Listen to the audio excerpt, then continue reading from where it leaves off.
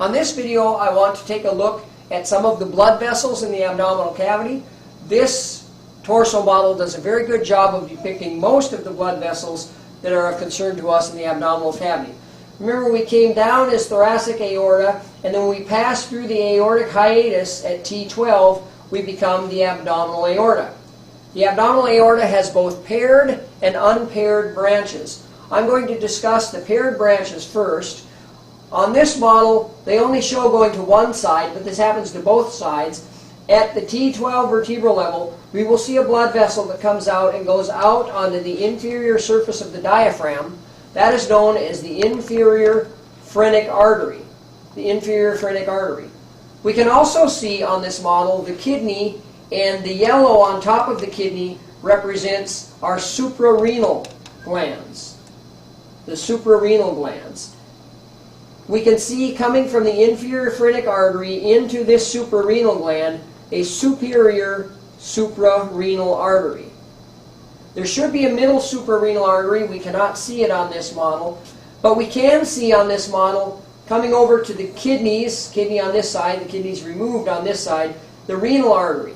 And coming into that suprarenal gland off of the renal artery is the inferior suprarenal artery. So we had a superior suprarenal artery. There should be a middle that is not shown on this model, and an inferior suprarenal artery. Paired vessels in the abdominal cavity. Also, the right and the left renal arteries, paired vessels in the abdominal cavity. We have one more set of paired vessels in the abdominal cavity. They leave the abdominal aorta at the L2 vertebral level.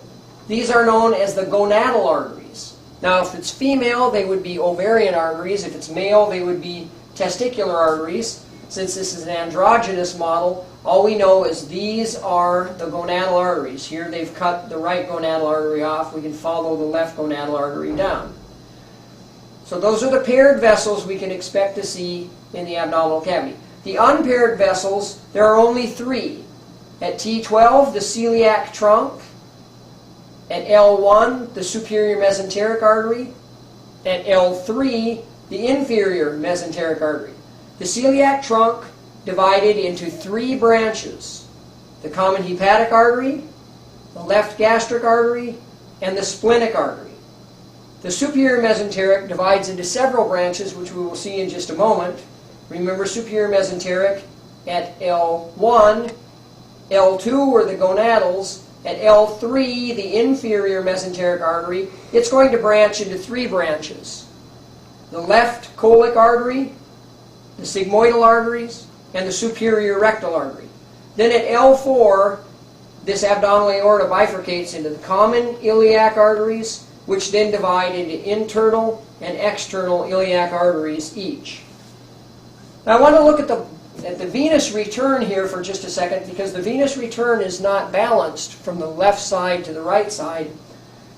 All the blood is trying to return to the inferior vena cava and then back to the heart.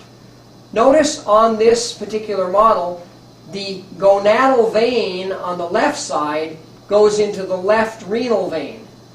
But the gonadal vein on the right side, which we do not see here, goes into the inferior vena cava. So not to the renal vein, but to the inferior vena cava.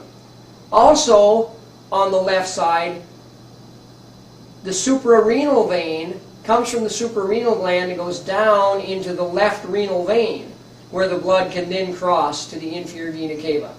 Whereas we don't see it on the right side, but that suprarenal vein goes directly from the suprarenal gland into the inferior vena cava.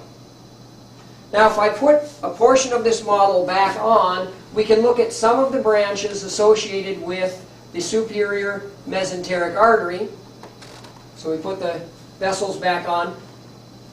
There are many branches here, but coming from that superior mesenteric artery and passing behind the pancreas and coming out right here by the Uncinate process, we have a series of branches that they have cut off here. These are known as the intestinal arteries.